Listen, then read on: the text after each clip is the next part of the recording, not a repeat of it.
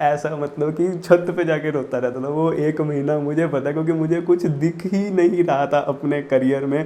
I was completely blank. इस mind में बहुत कुछ भरा हुआ है जो मैंने अभी तक शेयर नहीं किया है। इस वीडियो में हम बात करेंगे मेरी लाइफ की एक ऐसी साइड के बारे में जिसको मैंने हल्का हल्का, जब से वीकेंड शुरू हुआ है, हल्का हल्का बताया है कि हाँ मैं स्टॉक मार्केट में एक्टिव हूँ, लेकिन पूरी एक कभी भी जर्नी रिवील नहीं किया है कि मेरी कब पूरी जर्नी कैसे रही है, क्या क्या अप आए हैं, क्या क्या डाउन्स आए हैं, कैसे शुरुआत की। ये वीडियो उसी चीज़ के बारे में कि ये मेरी पूरी जर्नी कैसे रही। तो मैं आपका यार दोस्त ऋषि अरोड़ा, ये है वीकेंड। करिए फिर शुरुआत। चलो फिर, जैसे कि मैंने अपने इस वीडियो में बताया था कि जब मैं ऑस्ट्रेलिया से वापस आया था तो मैं आया कुछ और सोच के था, लेकिन यहाँ पे आके मेरे सामने कुछ और सिचुएशन थी जो सिचुएशन मैंने कभी सोची भी नहीं थी कि मेरे सामने आएगी। और जो पैसा थोड़ा लेके आया था वो पैसा मेरे पास रहा नहीं। क्यों नहीं रहा वो एक अलग कहानी है, लेकिन वो रहा नहीं।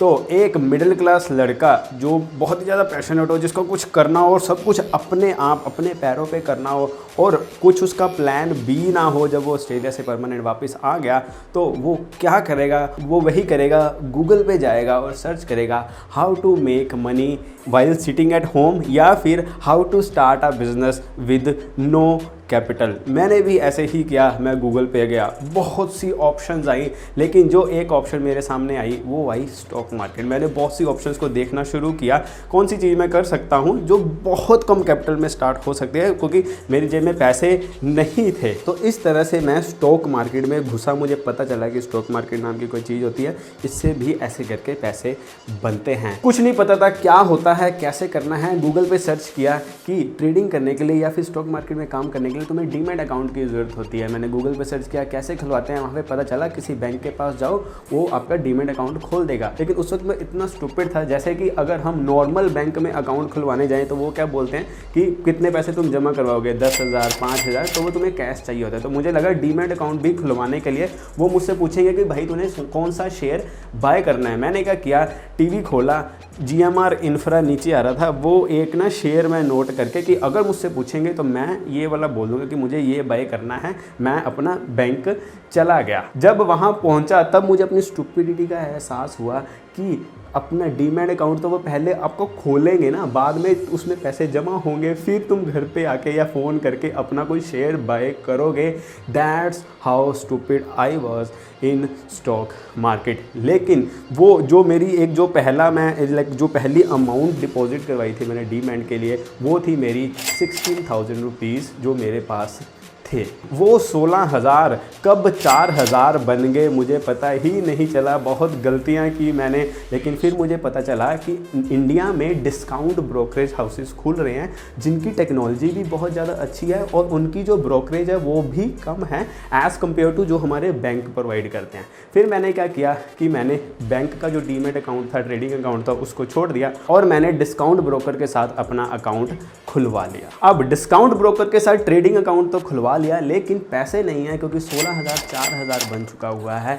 इन द मेन टाइम मुझे पता चला कि ऐसे करके ना ट्रेडिंग करने के लिए टेक्निकल एनालिसिस होती है, उसके चार्ट्स होते हैं। उन चार्ट से पता चल जाता है कि तुम्हें कौन से स्टॉक को बाय करना है, कहाँ पे बाय करना है, कैसे बाय करना है, वो सारा तुम्हें पता चल जाता है।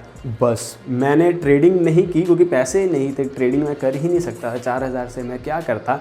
तो मैंने क्या किया, मैंने गूगल पे बैठ के, मुझे पता है कि मैं रात को 2:30 3 बजे तक बैठा रहता था, इनको समझता रहता था। गूगल पे बैठ के मैंने इतनी सर्च किया, इतनी ज़्यादा सर्च किया ट्रेडिंग के बारे में, और सारा कुछ मैंने गूगल से ही सीखा है अपने बलबूते पे। अपना दिमाग लगा लगा के बहुत सी ऐसी वेबसाइट्स मिली, इंडियन वेबसाइट्स मिली जिनके ऊपर बहुत अच्छा ज्ञान पड़ा हुआ है। जैसे कि एक वेबसाइट है traderg.com। अब काफ़ी टाइम हो गया मैंने वो वेबसाइट विजिट नहीं की है, लेकिन उस वेबसाइट के ऊपर बहुत ज़्यादा ज्ञान है अगर आप अपना ट्रेडिंग सीखना चाहते हो। एक और वेबसाइट है iCharts.in, उसका जो फॉरम है, मैं इन दोनों का लिंक नीचे डिस्क्रिप्शन में दे दूँगा। उसका जो फॉरम है, उसके फॉरम में भी बहुत ज़्यादा ज्ञान है। मैंने इन दो वेबसाइट्स को बहुत ज़्यादा स्टडी किया एंड और भी वेबसाइट्स को बहुत ज़्यादा स्टडी किया, तब मुझे जो चार्ट्स हैं उनको रीड करना, उनको समझना, कौन से इंडिकेटर होते हैं, क्या मूविंग एवरेजेस होती हैं, RSI क्या होती है, MACD क्या होती है, स्टोकेस्टिक क्या होते हैं, प्राइस एक्शन क्या होता है, 1 2 3 मेथड क्या होता है, ऐसी बहुत सी चीज़ें मुझे समझ आनी शुरू हो गई। अब चीज़ें समझ आनी शुरू हो गई, लेकिन मेरे पास पैसे नहीं हैं। तो मैंने क्या किया, जब मैं ऑस्ट्रेलिया से आया था, मैं iPhone 3GS लेके आया था। तब iPhone 3GS सबसे लेटेस्ट मॉडल होता था। मैंने क्या किया कि मैंने अपना iPhone 3GS बेच दिया 19,000 में, और 19,000 मैंने डिस्काउंट ब्रोकर के ट्रेडिंग अकाउंट में जमा करवाया, और 19,000 से मैंने प्ले करना फिर से शुरू किया। फिर जर्नी दोबारा स्टार्ट हुई, लेकिन वो 19,000 भी कब वो 6-7 हज़ार के आसपास आ गया, वो भी मुझे पता नहीं चला कैसे हुआ, क्यों हुआ। लेकिन इन द मीन टाइम जो 19,000 लेके ये 6-7 हज़ार का लॉस हुआ, इन द मीन टाइम मुझे ये समझ आ गया था कि मार्केट से पैसा कमाने के लिए सिर्फ तुम्हें चार्ट्स रीड नहीं करने, ये नहीं जानना कि मार्केट ऊपर जाएगी या नीचे जाएगी, या स्टॉक ऊपर जाएगा या नीचे जाएगा। इसके अलावा भी और भी बहुत सी चीज़ों का ध्यान रखना होता है, जैसे कि तुम्हारी risk management, risk reward ratio, तुम्हें ट्रेड कैसे मैनेज करनी है, ऐसी और भी बहुत सी चीज़ों का ध्यान रखना होता है। तब मैंने क्या किया कि ट्रेडिंग बंद कर दी, और मैंने गूगल पे जाके इन चीज़ों के बारे में स्टडी करना शुरू कर दिया।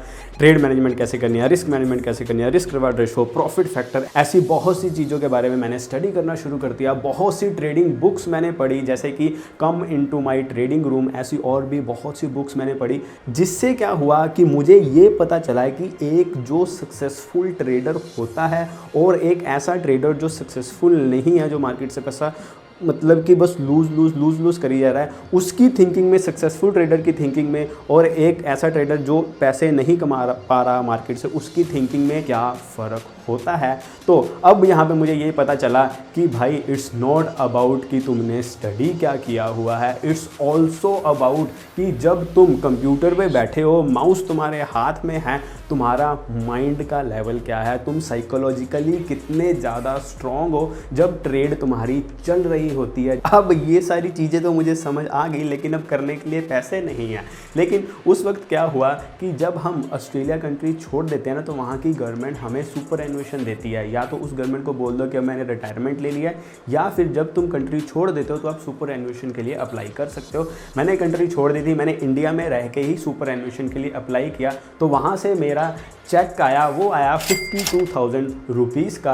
अगेन मैंने वो 52,000 रुपीज़ अपना ट्रेडिंग अकाउंट में डाले, और जो अभी तक मैंने जो सीखा था उससे मैंने दोबारा शुरुआत की। लेकिन ये स्टॉक मार्केट है मेरे भाई, इसमें इट्स अगेन बोलूँगा, इट्स नॉट अबाउट कि तुमने क्या सोचा है, इट्स ऑल अबाउट कि तुम जब तुम्हारा प्रैक्टिकल चल रहा होता है, तुम तब कितने स्ट्रॉन्ग हो अपने माइंडसेट से। मैंने एक स्ट्रेटजी बनाई, अपने हिसाब से मैंने स्ट्रेटजी बनाई, जो पूरी एक बैक टेस्टिंग करके मैंने स्ट्रेटजी बनाई। मैंने 50,000 से शुरुआत की, लेकिन अब मेरे से गलती क्या हुई कि मुझे ये नहीं पता था कि मैंने कौन से सही इंस्ट्रूमेंट्स में ट्रेड करना है, जो एक रियल ट्रेडिंग के लिए बने हैं। और उसको, जैसे कि मैं बोलता हूँ कि धोनी के एग्जांपल मैं बहुत ज़्यादा लेता हूँ कि लास्ट बॉल पे, वर्ल्ड कप के फाइनल मैच पे लास्ट बॉल पे 6 मारना कोई आसान काम नहीं है, तुम्हें बहुत ज़्यादा मेंटली स्ट्रॉन्ग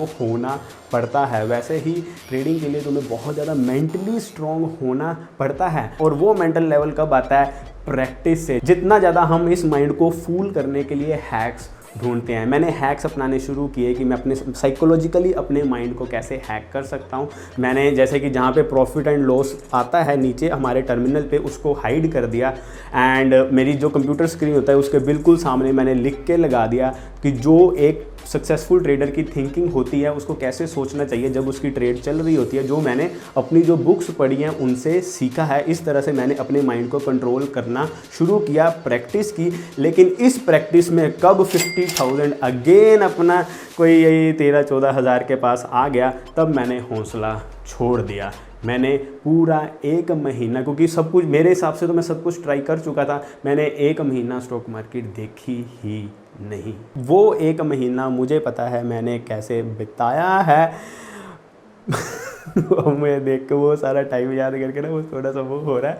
लाइक मुझे पता है, लाइक मैं उस वक्त ठंड चल रही होती थी तो सारे सो रहे होते थे, मैं रजाई लेके बस ऐसे रोता रहता था, ऐसा मतलब कि छत पे जाके रोता रहता था। वो 1 महीना मुझे पता है, क्योंकि मुझे कुछ दिख ही नहीं रहा था अपने करियर में।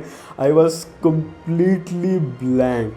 लेकिन वो कहते हैं टाइम सक्स एवरीथिंग, राइट। 1 महीने बाद मैंने दोबारा अपना कंप्यूटर्स पे लॉगिन करना शुरू किया, वही वेबसाइट्स पे दोबारा विज़िट करना शुरू किया एंड देन दोबारा स्टडी करनी शुरू की। बहुत अच्छी तरह से डीप में जाके मैंने स्टडी करनी शुरू की। पूरा 6 महीने मैंने स्टडी की है, प्रैक्टिस की है। मैंने इधर नहीं देखा उधर नहीं देखा, बस मैं लगा रहता था। बस 6 महीने मैंने पूरी स्टडी की है। उसके बाद जब मुझे कॉन्फिडेंस आ गया कि हाँ अब मैं कुछ कर सकता हूँ, कि अब मुझे एक्सपीरियंस हो गया, मुझे पता है कैसे करना है, मैंने एक स्ट्रेटजी बना ली है जिसे मैंने 4 महीने पूरा एक लाइव टेस्ट किया है और उसकी पता नहीं कितने साल की मैंने एक बैक टेस्टिंग भी की है। वो मैंने पूरा एक अपना एक डॉक्यूमेंट तैयार कर लिया। मुझे कॉन्फिडेंस हो गया निफ्टी के ऊपर, तो मैंने घर वालों को बोला, उनको सारा कुछ मैंने दिखाया, देखो मैं ये चीज़ कर रहा हूँ, ये चीज़ इसके रिजल्ट्स हैं, ये मैंने पेपर पे किया है, अगर हम ऐसे करेंगे तो ऐसे हो सकता है। And my parents are very supportive, very very supportive. मैंने उनसे पैसे मांगे, मैंने 2 लाख रुपया मांगा उनसे, उन्होंने मुझे दिया 1,85,000 रुपया। मैंने 1,85,000 से दोबारा अपनी जर्नी स्टार्ट की। अब यहाँ पे मैं थोड़ा सियाना बन गया था। अब अमाउंट चाहे मेरे पास आ गई है, लेकिन मैंने ज़्यादा लालच नहीं किया। वो ये है कि मैंने 1,85,000 रुपया सीधा अपने ट्रेडिंग अकाउंट में जमा नहीं करवाया। मैंने सिर्फ 85,000 रुपीज़ अपने ट्रेडिंग अकाउंट में जमा करवाए और 1 लाख रुपया मैंने अपना बैंक अकाउंट में रखा। क्योंकि जब तुम्हारे पैसे ट्रेडिंग अकाउंट में पड़े होते हैं ना, तुम्हें ट्रेड करने की चुल मचती है, तो मुझे वो चुल को ख़त्म करना था। इसलिए मैंने सिर्फ 85,000 से शुरुआत की, क्योंकि मुझे पता था कि ये पैसा मेरे लिए बहुत ज़्यादा इंपॉर्टेंट है। मुझे पता है मेरे घर वालों ने मुझे कैसे कितनी मुश्किल से ये दिया है, मुझे उनकी सिचुएशन भी पता है। और अब यहाँ पे मैं कोई गलती नहीं कर सकता, मुझे यहाँ पे बहुत ही एक सही तरीके से मुझे यहाँ पे प्ले करना होगा, क्योंकि इसके बाद मैं दोबारा घर वालों से पैसे नहीं मांग पाऊँगा। मुझे उनकी सिचुएशन का पता है। अब मैंने क्या किया, 1 लाख बैंक अकाउंट में था, 85,000 मेरा ट्रेडिंग अकाउंट में था। अब यहाँ पे अगर मुझे था कि अगर कोई मैं गलती कर भी देता हूँ, एटलीस्ट मेरे पास 1 लाख की बैकअप होगी। चाहे मैं 1 लाख घर वालों को वापस दे दूंगा या उससे कुछ और कर लूँगा, वो क्या करूँगा वो बाद में देखेंगे। लेकिन एक मेंटल पीस होता है जब तुम्हारे बैंक अकाउंट में पैसे पड़े होते हैं। अब यहाँ पे क्या हुआ कि मुझे ना ज़्यादा प्रॉफिट हो रहा था, ना ज़्यादा लॉस हो रहा था। किसी महीने प्रॉफिट हो जाता था, किसी महीने लॉस हो जाता, किसी महीने फिर प्रॉफिट हो जाता, कभी प्रॉफिट हो रहा था, कभी लॉस हो रहा था। लेकिन अब यहाँ से क्या हो रहा था कि मुझे फ्लोट करना आ गया था। मैं जैसे पहले बड़े बड़े नुकसान कर रहा था वैसे नुकसान नहीं कर रहा था। 6-7 महीने ट्रेडिंग करने के बाद भी ना मुझे कोई बड़ा नुकसान नहीं हुआ। 85,000 कोई 82,000 के आसपास ही था। तो मुझे अब फ्लोट करना आ गया था, यानी कि मुझे रियल मार्केट में एक कैसे प्रेशर को हैंडल करना है वो प्रेशर हैंडल करना आ गया था। और ये प्रेशर हैंडल करना बहुत ज़्यादा इम्पॉर्टेंट है एज़ कम्पेयर टू कि मार्केट ऊपर जाएगी या नीचे जाएगी, ये प्रेडिक्ट करना। ऐसे मैं रियल मनी के साथ ट्रेडिंग करता रहा, गलतियाँ करता रहा, सीखता रहा, फिर गलतियां करता रहा, सीखता रहा, फिर गलतियां करता रहा, सीखता रहा। ऐसे करते करते पूरा 1 साल निकल गया। लेकिन मैं उस 1 साल से कुछ कमाया नहीं, सिर्फ नॉलेज ही जो मैंने अपना एक्सपीरियंस ही सारा गेन किया है, उस एक्सपीरियंस की बहुत ज़्यादा वैल्यू है जो मुझे आज काम आती है। पिछले 3 साल से काम आ रही है, वो सारा एक्सपीरियंस अब काम आता है। धीरे धीरे क्या हुआ कि मुझे प्रॉफिट होना शुरू हो गया। मैं हर महीने कंसिस्टेंट बेसिस पे प्रॉफिट कमाना शुरू हो गया। चाहे थोड़ा ही होता था, क्योंकि 85,000 से कितना को प्रॉफिट हो जाएगा, चाहे थोड़ा ही होता था, लेकिन होना शुरू हो गया। फिर मैंने क्या किया कि मैंने जो मेरा बैंक अकाउंट में 1 लाख रुपया पड़ा हुआ था, उसमें से क्योंकि 10,000 वहाँ पे भी रखना है ना, उसमें से 90,000 रुपये मैंने फिर ट्रेडिंग अकाउंट में अपना डाले, थोड़ी अपनी क्वांटिटी को बढ़ाया। देन मेरा ट्रेडिंग सफ़र ऐसे करके आगे बढ़ा। इन द मेन टाइम जो मेरे खर्चे चल रहे थे वो मैं घर में ही रहता था, तो मेरे इतने ज़्यादा खर्चे नहीं थे, क्योंकि खाना पीना घर से ही हो जाता था। फिर मैंने डिसीज़न लिया कि मुझे ट्रेडिंग को पार्ट टाइम करना है और मुझे कोई बिज़नेस करना है साथ में, बिकॉज मुझे ट्रेडिंग को फुल टाइम नहीं बनाना। अभी मुझे ठीक है प्रॉफिट हो रहा है, लेकिन मुझे कुछ और बिज़नेस भी करना है। देन मैंने क्या किया, मैंने चंडीगढ़ मूव हो गया। यहाँ पे आके मैंने एक बिज़नेस स्टार्ट किया। वो एक अलग जर्नी है, क्या क्या बिज़नेस स्टार्ट किए, कैसे फेल हुए, क्या क्या हुआ, कैसे हम यूट्यूब तक पहुँचे कि मैं आज आपके सामने वीडियोस बना रहा हूँ। तो ये थी एक मेरी पूरी जर्नी स्टॉक मार्केट की, कैसे एक ओवरव्यू मैंने दिया अपनी जर्नी का। उम्मीद है कि आपको इससे कुछ सीखने को मिलेगा।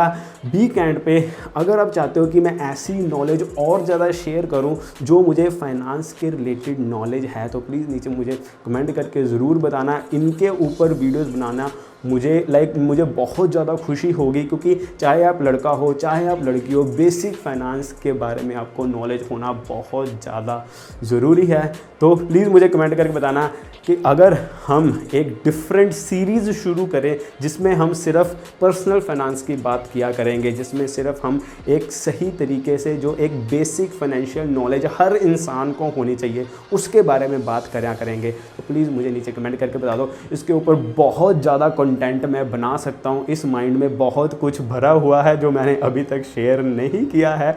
ये वीडियो बीच में मैं थोड़ा सा इमोशनल हो गया था, जो वो रात को रोने वाली बात आई थी। वीडियो पसंद आई, like comment share and subscribe. This is be kind, don't forget to be kind. चलो फिर मिलते हैं अगली वीडियो में।